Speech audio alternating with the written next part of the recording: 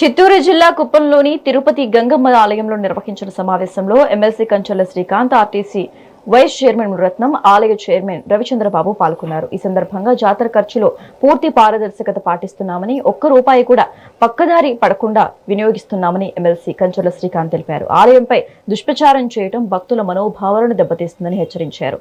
అన్నదాన కార్యక్రమంలో సుమారుగా 20,000 మంది భక్తులు పాల్గొన్నట్లుగా వెల్లడించారు.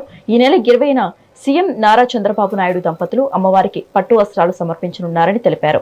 అనంతరం ప్రజల అభిప్రాయాలతో ఆలయ నిర్మాణం చేపడతామని, ఆలయ ఆభరణాలను ఈవోకు అందజేశామని ఆలయ చైర్మన్ రవిచంద్రబాబు తెలిపారు. 30 కేజీల వెండితో నాగపడిగలు తయారు చేసినట్టు వెల్లడించారు.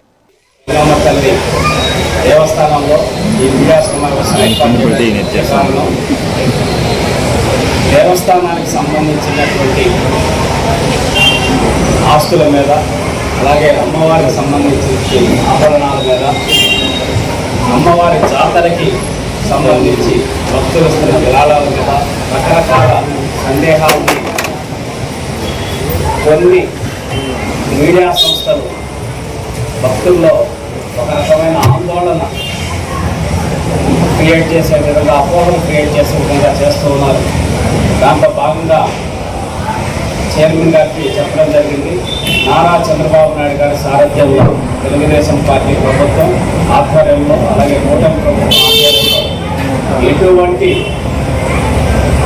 చట్టపరమైన లేకపోతే దేవస్థానానికి, అమ్మవారికి అపచారం కలిగేటటువంటి పనులు ఎవ్వరూ చేయరు. ఇది స్పష్టంగా తెలియజేస్తున్నాం.